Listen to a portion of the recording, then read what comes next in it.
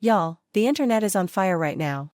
DJ Envy, yes, the same Envy who built his entire image around being the voice of the culture, is being dragged into one of the wildest betrayals hip-hop media has seen in years. People are whispering one word about him, a word that carries enough weight to destroy entire careers: informant. This storm all started when Dame Dash, never one to hold his tongue, sat down on The Breakfast Club and almost erupted live on air. Charlemagne and Envy poked at his financial struggles, his bankruptcy, his so-called downfall, and Dame absolutely snapped. He lashed out, threw shade about their homes, even clapped back at Charlemagne with insults that made the entire room icy cold. Social media? Exploded within minutes. Screenshots, memes, debates, all flooding Twitter, TikTok, and Instagram. But that was just the surface drama. The real grenade was dropped when Dame threw out a claim that left everyone stunned. DJ Envy was supposedly under federal investigation, tied up in a shady real estate scheme with his partner, Cesar Pina. And not only that, Dame hinted Envy might have snitched his way out of serious trouble. Now pause. Imagine this: the man who sits on one of the most influential radio platforms in America, walking around with paperwork in his pocket, just in case somebody calls him a snitch. Yes, Envy literally reached for receipts mid-argument, only for Charlemagne to shut him down before the cameras caught anything. And that moment, that suspicious hesitation, has fueled an entire firestorm online. Why would Envy have federal paperwork on him unless he was really working with them? One viral tweet asked. Thousands liked it. Thousands more agreed. Then came the twist. Dame doubled down on Instagram, tagging iHeartRadio and Power 105 directly, calling them out in public. Do you realize your own host is a federal informant? The betrayal in his tone, the way he framed it, it felt less like beef and more like a bombshell warning to the entire culture. And the plot gets darker when you pull back and look at Cesar Pina, aka Flipping NJ. Indicted in July 2025. Wire fraud. Money laundering. Bribery. The feds say he defrauded innocent investors out of millions, even greased the hands of New Jersey officials to keep his empire standing. This was not some petty hustle, this was a multi-million-dollar machine built on lies. And now, the big question tearing the internet apart is this: did DJ Envy betray his own partner to save himself? Because if he did, if Envy really played the role of federal informant, then The Breakfast Club, the show that shaped hip-hop debates for over a decade, has been hiding a truth so scandalous it could tear its legacy apart. And audiences are demanding answers. Y'all, let me paint the picture. While ordinary families were dreaming of financial freedom, Cesar Pina was running what prosecutors now call nothing more than a Ponzi scheme in designer clothing. Instead of splitting profits fairly with investors, reports say he was pocketing their money, flipping illusions instead of houses, and building a castle made of lies. And right in the middle of this twisted empire was DJ Envy. Now, here's where things get chilling. The indictment itself points to a celebrity disc jockey and radio personality who partnered with Cesar to host flashy real estate seminars across the country. We are talking ballrooms packed with hopeful investors, banners plastered with Envy's face, promises of generational wealth flashing on PowerPoint slides. Cesar used Envy's clout like a golden stamp of approval, boosting his following into the hundreds of thousands. But here is the gut punch: Envy has not been criminally charged. He swears he had no clue about Cesar's shady dealings.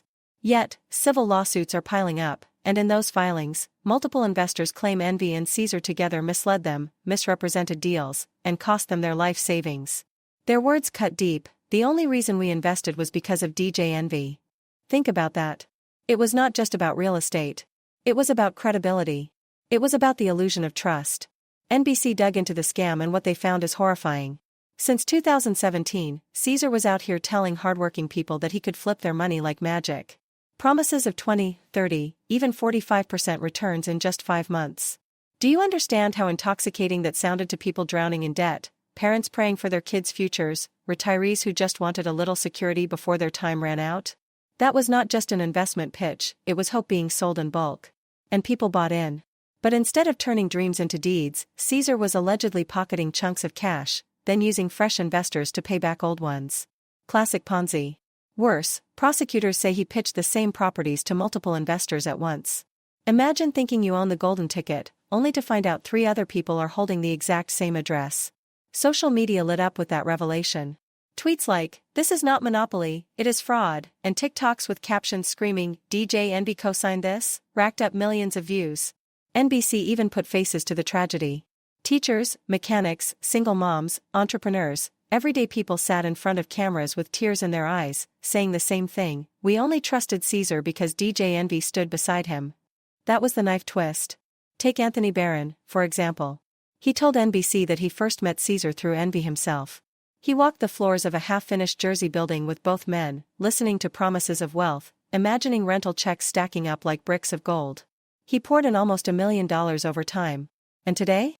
He says envy is just as guilty as Caesar, because without envy's endorsement, he never would have touched the deal. And if that is not jaw-dropping enough, reports also allege that Caesar tried paying another investor back, not with cash, not with a bank transfer, but with jewelry.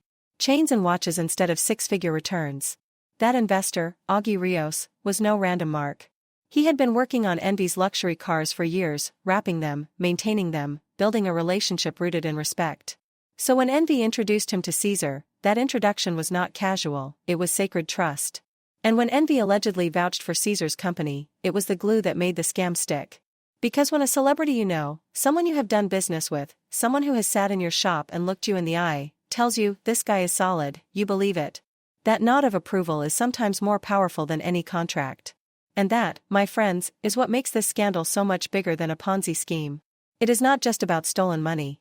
It is about the betrayal of trust. It is about the way fame itself was weaponized to lure people into financial ruin. And here is where the entire story sinks into murky waters. The truth becomes harder to pin down, the line between guilt and negligence blurs into shadows. DJ Envy swears he is innocent, claiming he was just another victim, duped by Caesar like everyone else. In his words, he never knowingly pushed people into a scam. But the lawsuits? They tell a much darker story. They argue Envy was not a clueless bystander, he was part of the machine. His seminars, his Instagram posts, his public appearances side by side with Caesar were not harmless photo ops. They were the fuel that kept this scheme burning. His very presence was leverage. His name was the bait. Without Envy's celebrity status, many believe Caesar's empire would never have grown into the monster it became. And that is the terrifying reality of celebrity influence. In this world, perception is everything. Did Envy intentionally deceive? Or was he simply dazzled like everyone else, blinded by promises of easy riches and quick flips? That is the central question. Because this scandal is not just about Envy and Caesar, it is about the ecosystem that allows these frauds to thrive. An ecosystem built on hunger, hunger for wealth, hunger for status, hunger for a shortcut out of endless financial struggle.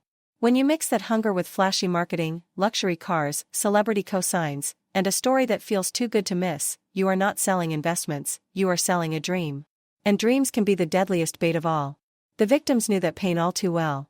Many of them described not just losing money, but losing dignity. The shame cut just as deep as the financial scars. Imagine telling your spouse, your children, your friends that the investment you vouched for, the one you swore would change everyone's future, collapsed into ashes. Some had borrowed money. Others had emptied out retirement accounts. A few even took out loans they could not afford, believing the returns would cover them within months. But instead of riches, all they were left with was a mountain of debt and humiliation.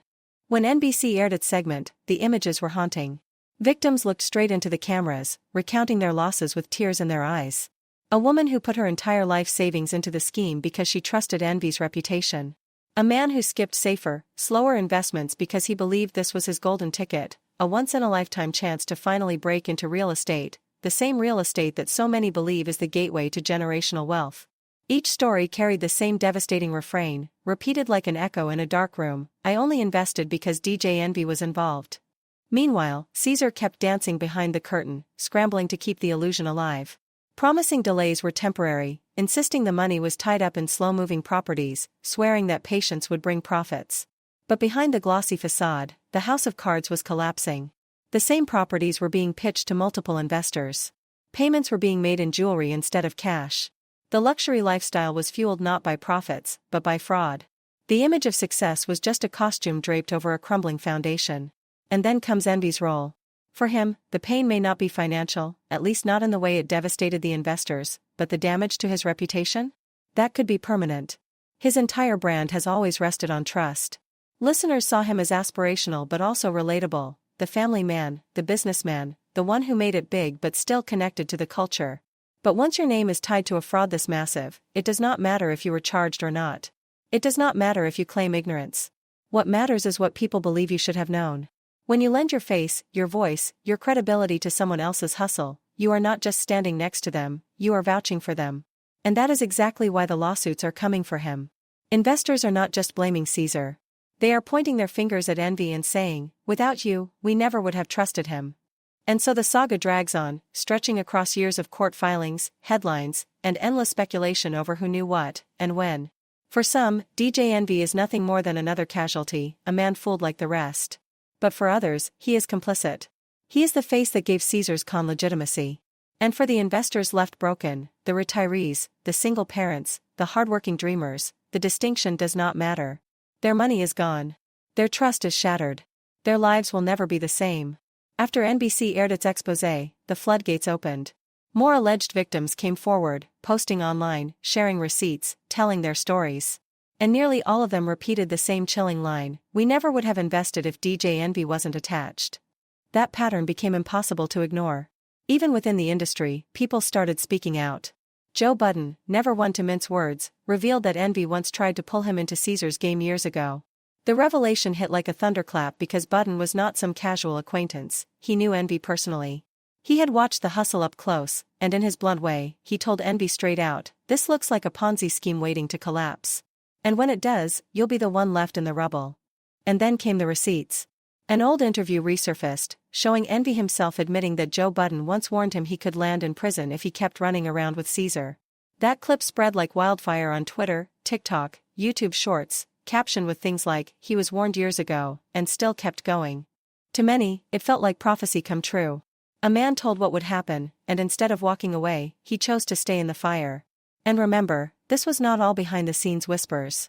DJ Envy went as far as to bring Caesar Pina onto the Breakfast Club itself, the most influential radio platform in hip-hop. He gave him airtime, exposure, credibility.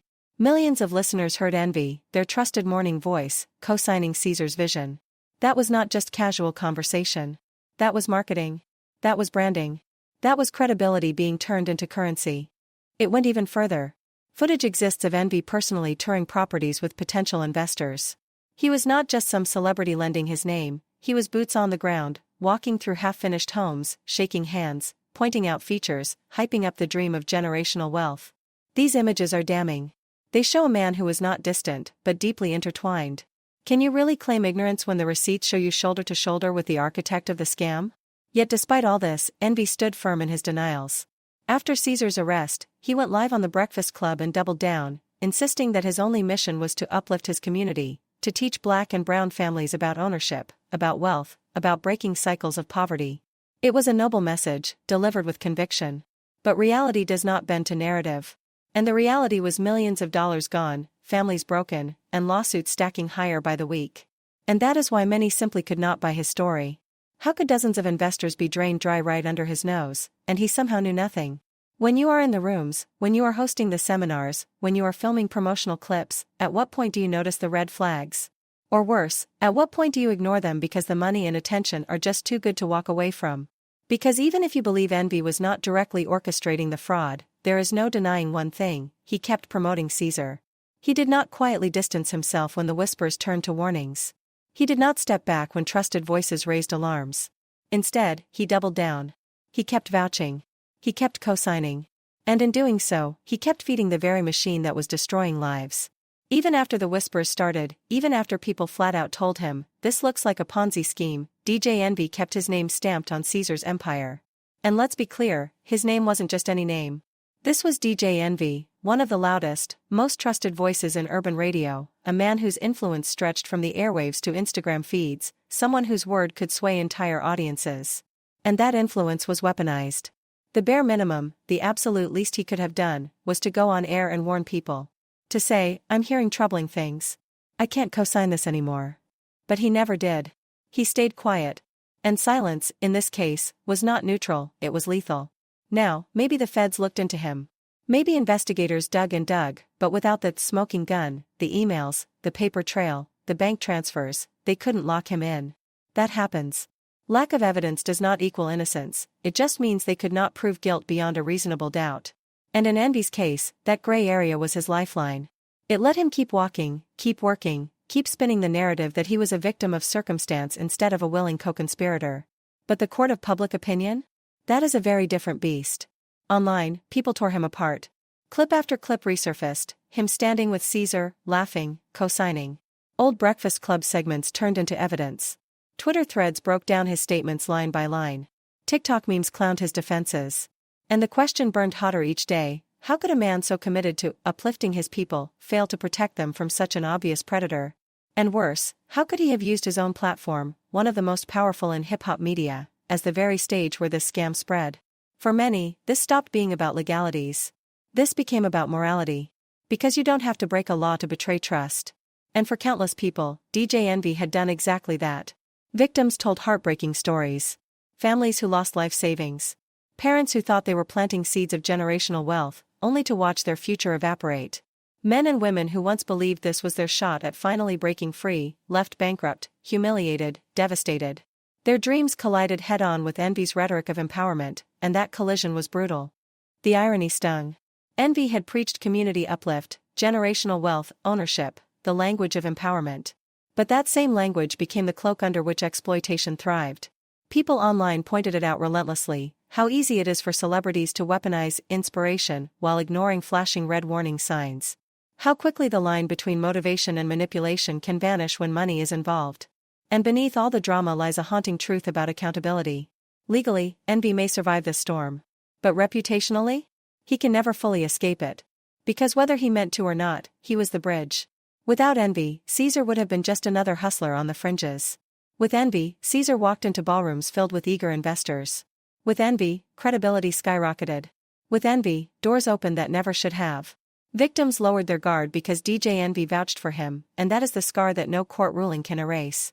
As the scandal unfolded, voices across the spectrum weighed in. Some defended him, insisting he was duped just like the rest, a man too trusting, caught in a friend's deception. Others were ruthless, arguing his status carried responsibility, that his reach demanded caution, that when you put your name on something, you are not just endorsing a product, you are gambling with people's futures. And in that gamble, countless lives were destroyed. The tension kept boiling. Was DJ Envy a naive victim, blindsided like the rest, or a complicit partner, silently cashing in while Caesar preyed on his people?